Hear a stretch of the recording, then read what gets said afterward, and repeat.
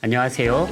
학교에 발령받아서 처리해야 할 여러 가지 행정 업무들 때문에 고민이 많으시죠? 생소한 행정 업무들과 친해질 수 있도록 신규 선생님들이 꼭 알아야 할 행정 관련 업무를 쉽게 이해하고 따라할 수 있는 5개 강의를 준비했습니다.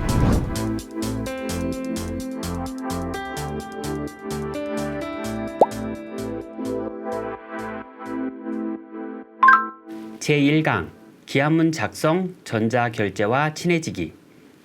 올바른 기한문 작성을 위한 문서 작성법, 결제선 지정, 위임 정결 규정에 대해서 하나씩 살펴보겠습니다. 먼저 기한문 작성하기 기출문제 5개를 준비했습니다. 한 문제당 10초씩 시간을 드릴 테니까 집중해서 잘 맞춰보세요. 시작해 볼까요? Here we go. 1번 문제입니다. 기한문의 수신자 표시가 올바른 것은?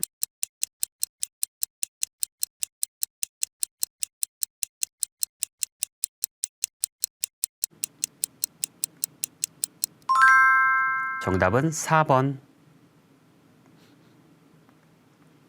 2번 문제입니다. 기한문에 사용한 항목의 표시 순서가 올바른 것은?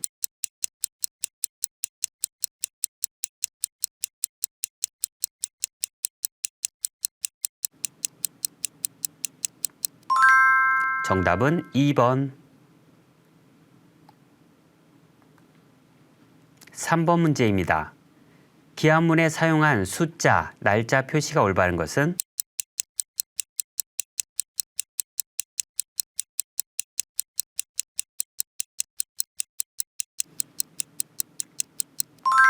정답은 4번. 4번 문제입니다. 기한문에 붙임이 1개일 때 올바르게 작성한 것은?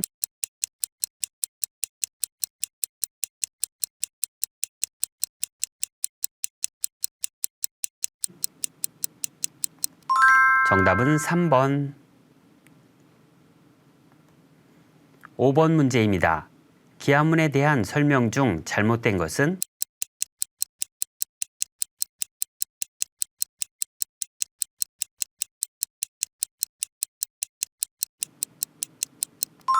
정답은 4번. 많이 맞추셨나요?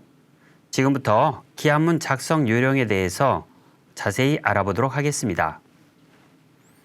공문서 유통 대상에 따라 내부 결제와 대내 문서, 대외 문서로 나눕니다.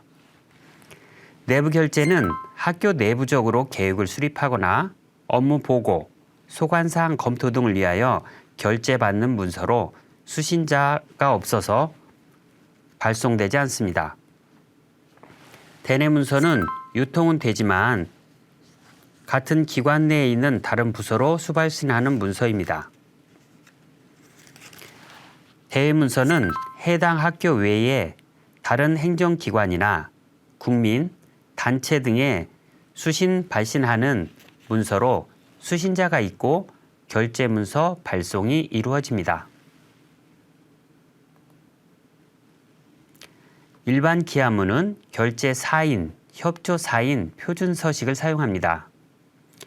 기한문은 두문, 본문, 결문으로 구성되고 두문에는 행정기관명, 수신자, 본문에는 제목, 내용, 붙임이 포함되고 결문에는 발신 명의, 기한자 및 결제자, 문서 번호, 전화번호 등 기본 사항이 포함됩니다. 수신자가 없는 경우는 내부 결제로 표시해 줍니다.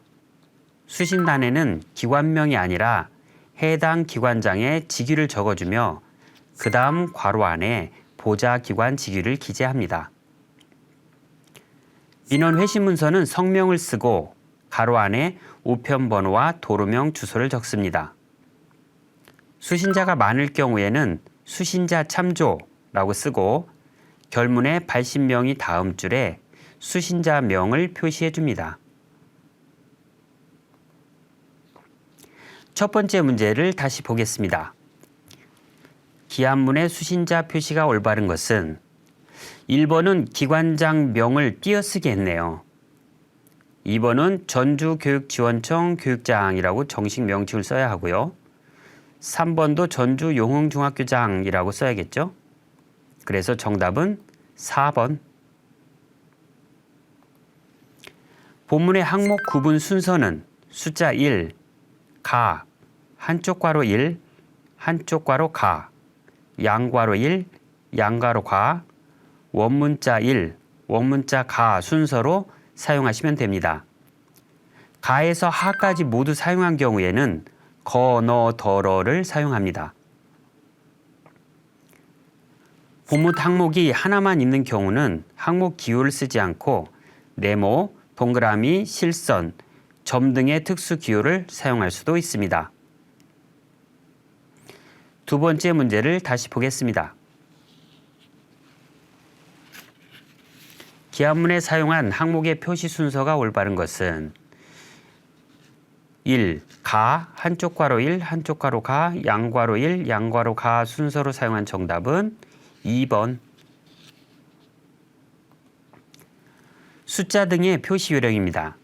숫자는 아라비아 숫자로 표시하고 날짜는 년, 월, 일을 쓰지 않고 온점을 찍어서 표시합니다. 이때 주의사항은 일 뒤에도 온점을 찍는다는 것입니다. 시간은 24시각제에 따라 숫자로 쓰고 쌍점을 찍어서 구분해 줍니다. 금액을 표시할 때는 아라비아 숫자로 쓰되 숫자 다음에 괄호를 하고 한글을 써줍니다. 세 번째 문제를 다시 보겠습니다. 기한문에 사용한 숫자, 날짜 표시가 올바른 것은 1번은 12일 뒤에 온점을 안 찍었네요. 2번은 한글을 먼저 적었고요. 3번은 24시각제에 맞춰 오후 4시를 1600으로 바꾸어 적어야 합니다. 그래서 정답은 4번. 항목 구분 표시 위치입니다. 첫 번째 항목 기호는 왼쪽 기본선에서 시작하고 둘째 항목부터는 바로 위 항목 위치에서 오른쪽으로 두 타, 한 글자씩 옮겨서 작성합니다. 항목이 두 줄 이상일 경우에는 Shift 탭 기능을 활용하여 항목 내용의 첫 글자에 맞춰주고 항목 기호와 내용 사이에는 한 타를 띄워줍니다. 본문을 작성할 때도 제목 아래에 맞추는 것이 아니라 제일 왼쪽에 맞추어 시작합니다. 본문 항목이 하나뿐이라면 항목 기호를 사용하지 않습니다. 문서의 끝 표시는 본문 내용 마지막 글자에서 한 글자, 즉 두 타를 띄우고 끝을 써줍니다. 끝을 써주는 이유는 본인이 작성하는 본문이 마무리되었다는 뜻으로 다른 사람이 임으로 내용을 추가할 수 없도록 하는 데 목적이 있습니다. 본문이 오른쪽 한계선에서 끝나면 그 다음 줄에 두 타를 띄우고 끝을 써주고 본문이 표로 끝나는 경우에는 표 아래 왼쪽 한계선에서 두 타를 띄우고 끝 표시를 해줍니다. 붙임이 하나인 경우는 1, 2 숫자를 쓰지 않고 붙임 글자에서 두 타 띄우고 첨부물 이름과 수량을 적은 후 다시 두 타를 띄우고 끝을 써줍니다. 붙임은 본문이 끝난 바로 다음 줄에 쓸 수도 있고 본문이 끝난 줄에서 한 줄 띄워서 쓸 수도 있습니다. 둘 다 가능하다는 점을 알아두시면 좋겠습니다. 네 번째 문제를 다시 보겠습니다. 1번은 붙임에 쌍점을 썼네요. 2번은 붙임이 하나인데 숫자 1을 썼고요. 4번은 붙임 다음에 쌍점을 붙여서 썼는데요. 원래 붙임에는 쌍점을 쓰지 않지만 참고로 본문 내용에서는 쌍점을 사용할 때 4번처럼 붙여서 사용하는 것이 맞습니다. 하지만 이 문제의 정답은 3번.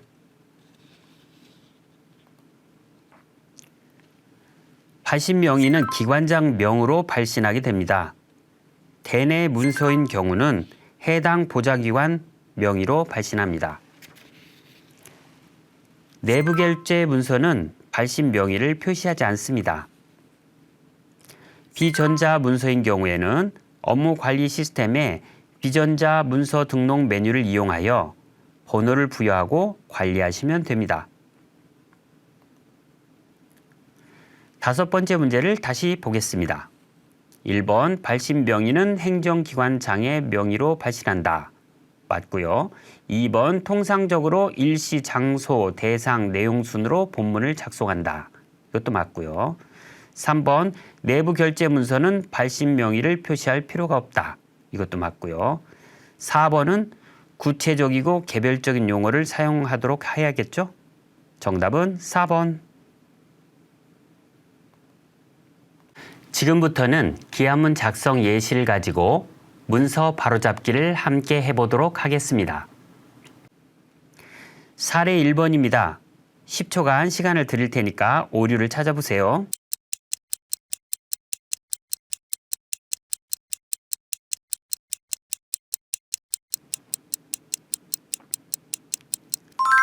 몇 개의 오류가 보이시나요? 함께 바로잡아 보겠습니다. 첫 행을 왼쪽에 맞추지 않았군요.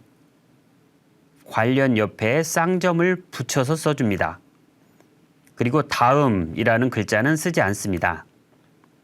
하위 항목은 상위 항목 위치에서 두타, 스페이스바 2번을 띄워줍니다. 반복되는 연도는 생략합니다. 붙임 뒤에는 쌍점을 쓰지 않고 끝은 본문 마지막 글자에서 두타를 띄워 적어줍니다. 사례 2번입니다. 이번에도 10초간 시간을 드릴 테니까 오류를 찾아보세요.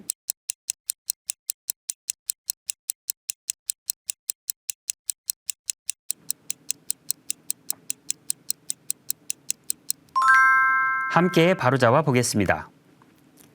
제목을 간단 명료하게 적어주고요. 띄어쓰기와 종결 어미를 수정했네요. 항목 기호는 가가 아니고 2를 사용해야 하죠. 시간은 24시각제를 사용해야 되니까 오후 2시를 14시로 수정해 줍니다. 장소와 내용을 명확히 해주었고요. 붙임이 하나일 때는 숫자 2를 사용하지 않습니다. 사례 3번입니다. 이번에는 바로 함께 바로잡아 보겠습니다. 워크샵이 아니라 워크숍.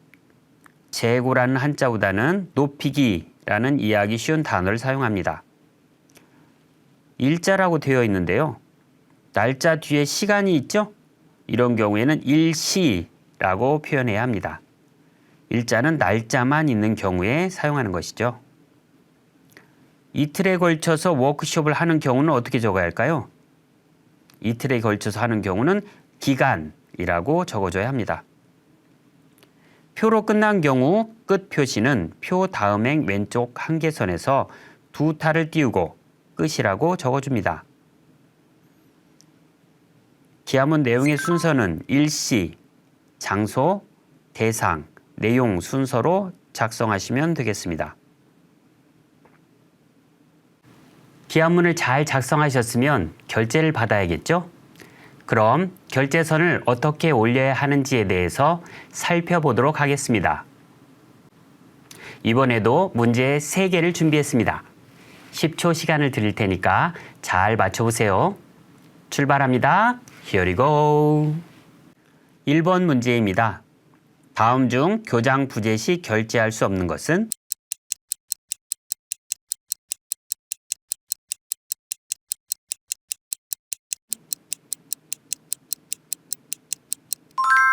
정답은 3번. 2번 문제입니다. 다음 중 설명이 잘못된 것은?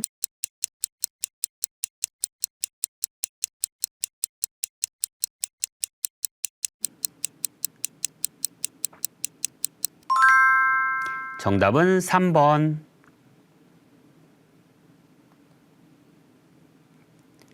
3번 문제입니다. 오른쪽 위임 정결 규정 설명이 맞는 것은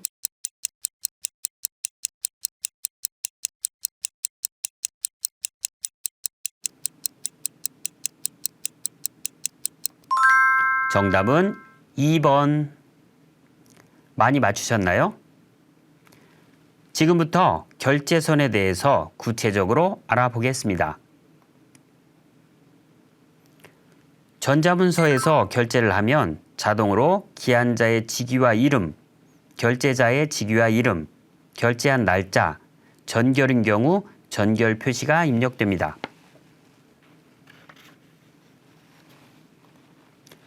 기본적인 선생님의 결제서는 교사 기한, 교감 결제, 교장 결제입니다. 하지만 협조가 필요한 경우가 많이 있죠. 예를 들어 지출 품위의 경우는 행정실장 협조를 받게 됩니다. 이런 경우에는 교사 기한, 협조 행정실장, 교감 결제, 교장 결제 또는 교사 기한, 교감 결제, 협조 행정실장, 교장 결제 순으로 진행하시면 됩니다.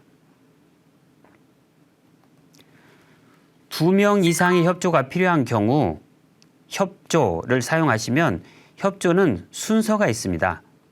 교사 기한, 부장 협조, 행정실장 협조, 교감 결제, 교장 결제 순으로 진행하게 됩니다. 협조에는 또 병렬 협조가 있습니다. 병렬 협조는 순서에 상관없이 협조가 진행됩니다. 병렬 협조 대상이 3명이라면 순서에 상관없이 3명이 협조를 완료하면 문서 결제가 진행됩니다. 그리고 결제자는 문서를 수정할 수 있지만 협조자는 문서를 수정할 수 없다는 점도 참고하시면 좋겠습니다.